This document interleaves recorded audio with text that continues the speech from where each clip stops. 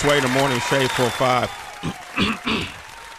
This is an interesting conversation we're going to dive into, especially in this country. This has been a crisis that we're going to put focus back on, the Flint water crisis back in 2014 when it became, national and international knowledge that there was insufficient water treatment. Over 100,000 residents were exposed to high levels of lead in the drinking water. Federal state of emergency was declared in January 2016. Flint residents were instructed to use only bottled water. I know this for a fact because I have visited Flint over Kelly Kinkaid's mom's house, and we were all drinking bottled water, and we were going to restaurants, and everybody was scared to drink the water from the restaurant because we didn't know where it was coming from.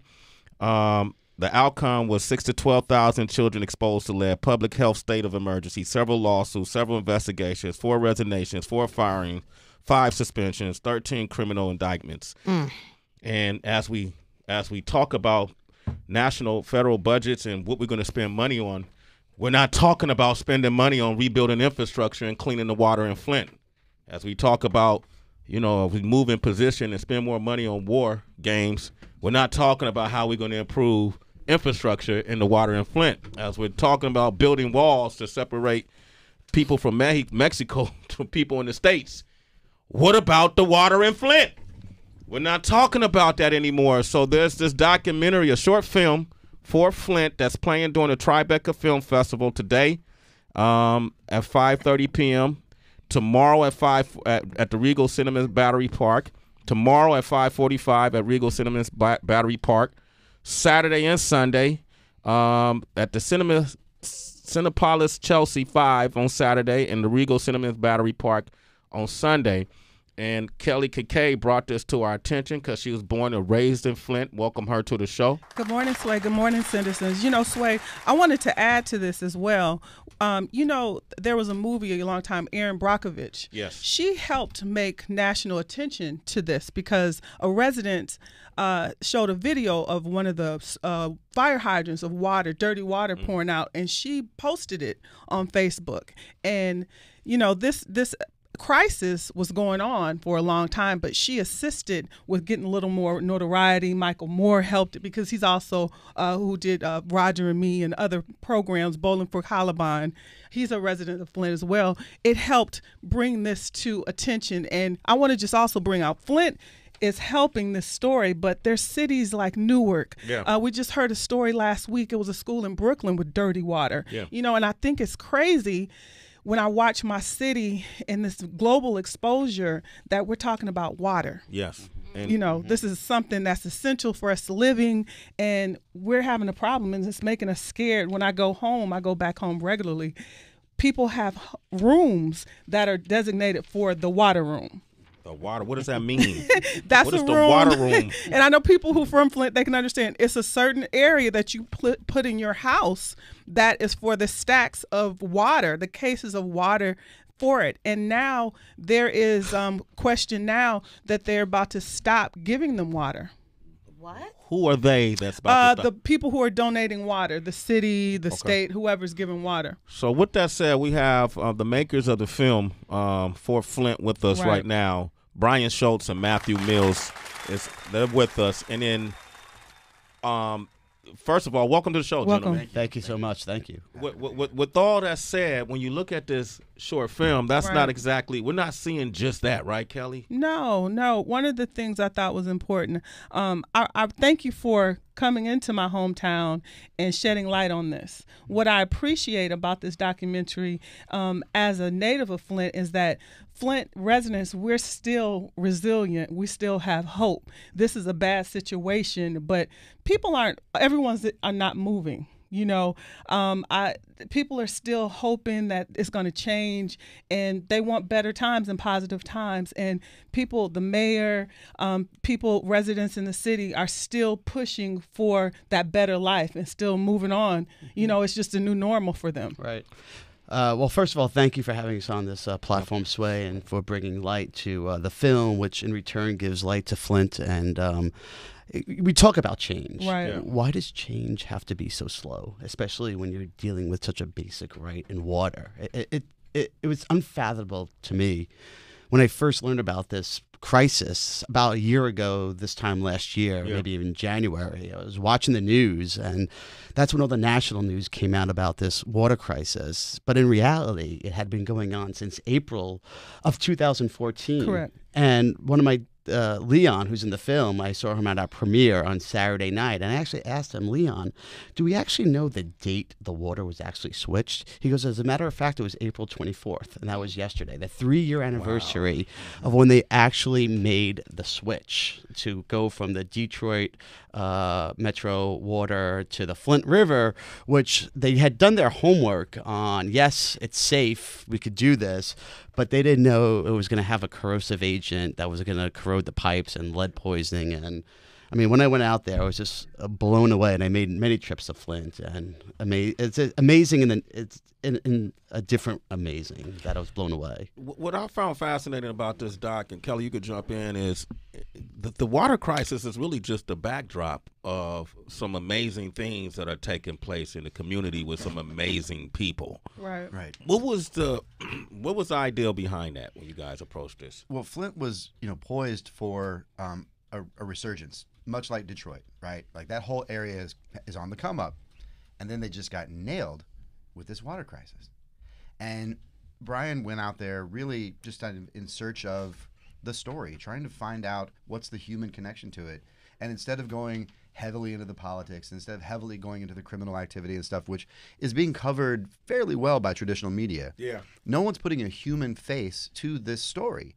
And I tell you, if my children were affected like this, I don't know how I would react. I don't know how the resilience of the people of Flint is staggeringly impressive. And I wanted to know, Brian, how did you choose Valerie, Ryan, and Leon? What made you choose those people? I didn't know anybody. I had worked for Major League Baseball, went all around the country following baseball teams, went to Detroit a bunch of times with the Tigers. That was my only really time in Michigan. Right. So going to Flint was different, and I always had a different impression of Flint just because that's what the media portrayed. The Flintstones, Michigan State, 2000, those guys, Roger and me. But to answer the question, I got in touch with a reporter for NBC News. His name was Tony DeCopel, now works for CBS News. And I said, I saw your reports in January. Like a week later, I got in touch with him. I want to do, it was going to be like an essay basically to Flint, but it had changed to what it is now. And I said, I need to do something. Like, is there anybody you could connect me with? And he mentioned Leon. He goes, Leon is amazing. He's got a great story. He's a connector. Just here's his email, meet him. And I went out there, not knowing anybody, booked a plane ticket, and we had breakfast at a diner, and he was in. And to give you background on Flint, what I enjoyed about it is that you really cast it correctly, because Leon is the kid that grew up from Flint, who got into the dope game, went to prison, but he experienced, so he saw the evolution of Flint. Valerie worked in the shop, General Motors at Buick. And then you had Ryan, the artsy person. And what I enjoyed, because just to give you background on me, I grew up in Flint, so I'm a GM baby. My father worked at General Motors. My mother worked in the education. And most of Flint, you had either or, you had both.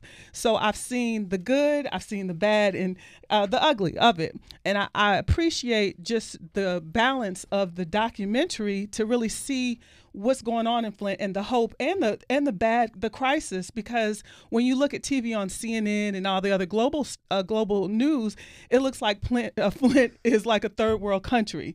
Every time I say I'm from Flint, people go, oh, the bad crisis. Yeah. And it really helps depict like what's really going on, and like you said, make it humanize the story. I want to do this. Kelly is very connected in Flint, and she promised me she'll be able to get the mayor of Flint on the line. I'm not sure if she's able to pull this off, so I'm going to give her a second to do it. And then we're going to come back and take your phone calls and let everybody else chime in, especially if you're in Flint, or if you're in that area, or if you're in the town that's experienced the same thing that Flint is experiencing. Any questions you have, these are folks who've been through it. These are folks who have documented it. 888-742-3345.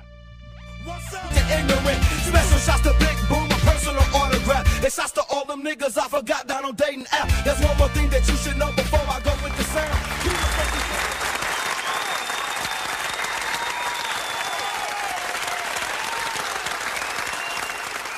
We've been living for about 2 years on bottled water.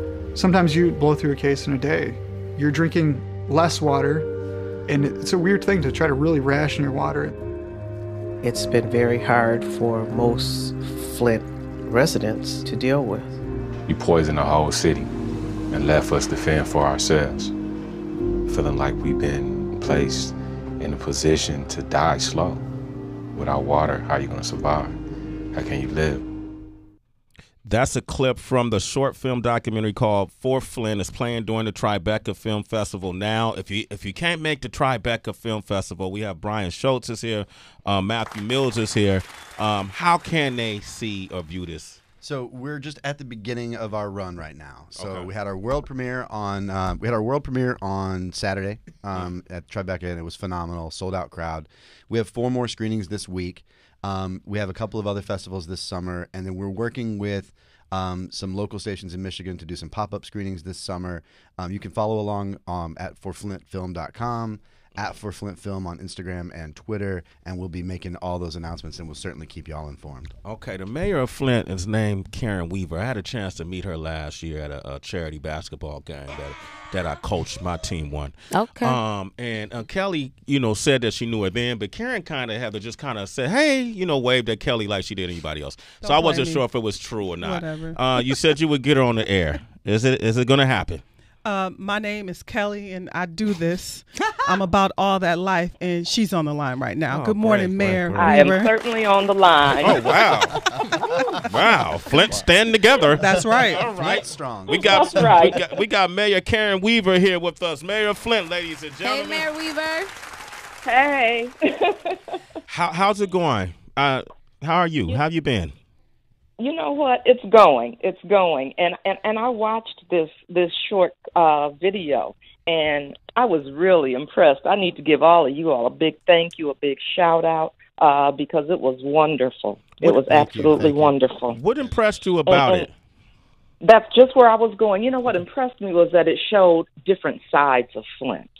And that's something that doesn't happen. One of the things that tends to happen is people have a view of Flint, a preconceived idea or notion about what Flint is and who we are and how we are. And while we're angry about what happened, we don't like what happened. We know we deserve some things as a result of what happened. We always say we're Flint strong and we're resilient. And it showed that resilient side, and it showed people being positive and creative and making something good happen out of this crisis. And that's a view that a lot of people miss about Flint. What is, when you look at the news and we see what's going on politically on a political canvas, and we're hearing about budgets now and all of these things that are taking place in our government, how has the government been responding to Flint since it became national news? Are you communicating with people? Are we seeing progress? Are the budgets being allocated to help the infrastructure of Flint and cities like it? What kind of progress? We've seen some progress. We got that $100 million during the Obama administration. Okay. That was for Flint for infrastructure. We knew that wasn't enough. We know we just got another $97 million from the state for infrastructure. That will help us get all of the pipes that have been identified as lead or galvanized. But because our entire infrastructure has been destroyed, we still need some more money.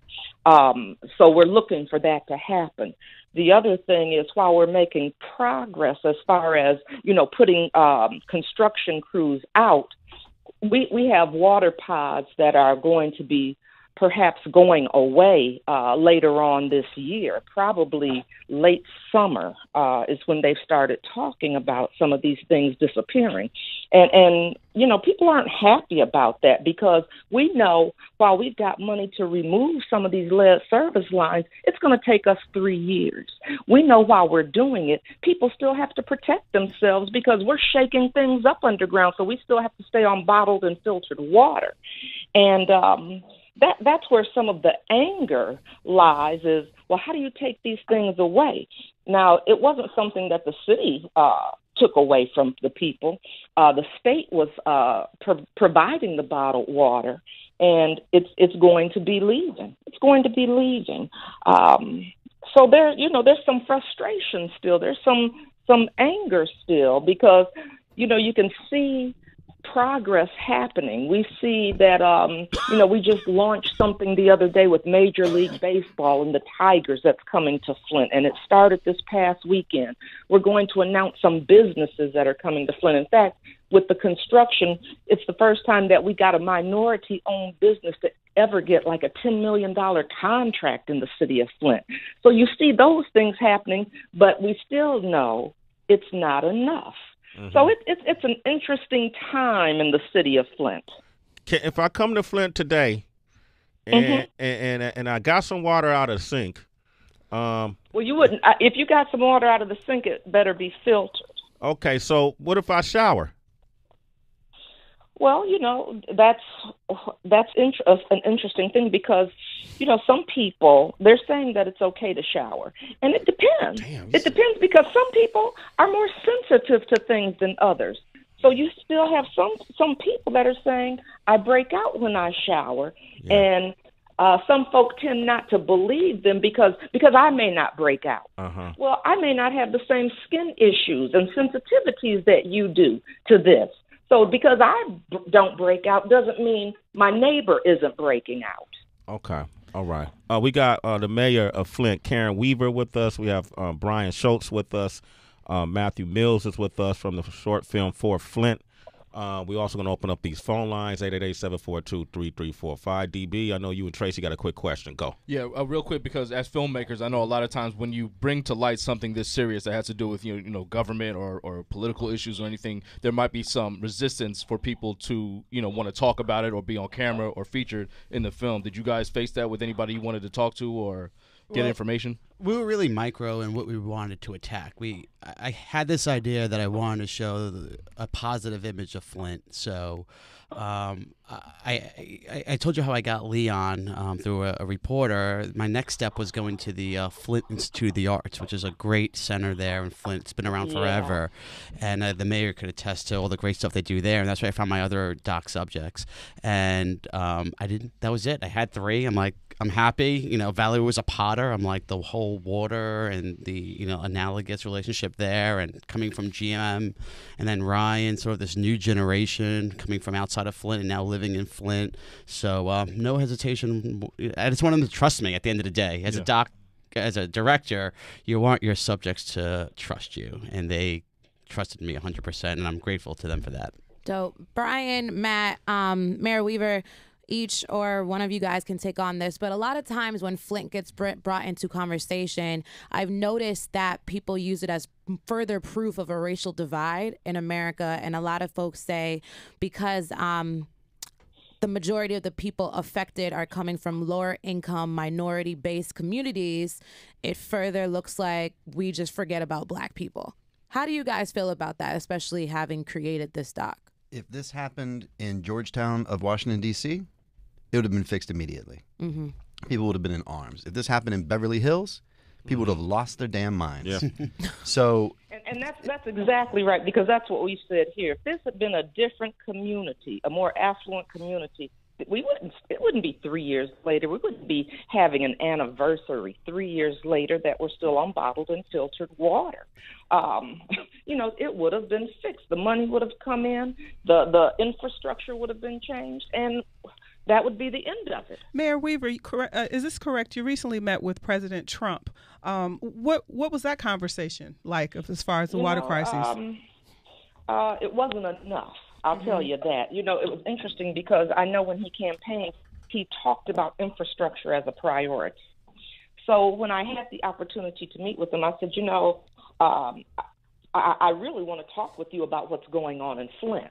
I did take an opportunity to thank him for not stopping the $100 million because, he had talked about blocking all money from the EPA, right. And Flint did not get blocked. So I did say, thank you for not taking the money, but we still need to talk. We've got an infrastructure crisis here in the city of Flint. And you said that it was a priority for you. If that's a priority for you, it's certainly one for us. And so I wanted to talk with him, and it's what I said about what's happened in Flint, where we've come, and where we still need to go, the direction that we are trying to move in. And I need your help, and I need your support. And I'd like to have further conversation with you. He agreed. Now, ask me, has it happened? Has it happened? No. Okay, well, he just passed. It's only 100 days. It's only been 100 days. Not quite even. Okay. Yeah, not even Saturday. quite. Saturday. Saturday will be 100 days. He could give him some time. He gonna get to you. He signs a lot of executive orders. Let's get one for Flint. Flint. Bottled and filtered water. I want the conversation. Okay. Well, hopefully he'll hear or see this. We're going to hope, and maybe we can expedite that meeting. He jumps from Fox in the morning to us. Well, say that again. He jumps from Fox to this, right? Exactly. Every morning. The president tunes in. Exactly. He's been up here, Sirius XM. I'm gonna take some phone calls. Okay, we got Jessica in St. Louis on the line. Good morning, Jess. Hey, Jess. How you doing? Good morning. Good morning, Sway, Mayor Weaver, Kelly, Brian, Matthew. My question is, listening to all of this, and I'm not from Flint. I don't know very much about it other than this crisis, and it just, it strikes me, kind of piggybacking off of what you said, if this had happened in a more affluent community, that it would have been fixed immediately. So that raises a question in my mind of, like, what is the agenda here with the powers that be? Is this a ploy from the water bottle companies to make more money? Are they in cahoots with the government? Is this population control? Why, other than it just being, a not so affluent community, is it just kind of being pushed under the rug? Even in your explanation of the conversation that you had with the president, and it coming up on 100 days in office now, to me, that would be a situation that would need to be rectified immediately if it wasn't handled in the previous term. So that's kind of my position on it. Like, I feel like there's more at play here than just getting funds to a community that needs it. I mean, this is a health situation. This is, people not living how they need to. As I heard in the clip, drinking water, as much as they need to survive, being able to shower. What is your take on that? Let's start with the mayor. Well, it was interesting because we were talking about the president being in 100 days. When I got elected in November, I had met with the president, then Barack Obama, within 3 months. Within 3 months, he'd had a meeting with me to discuss what was going on in Flint. His people had been communicating with me prior to that. As soon as we declared the emergency, the White House started calling.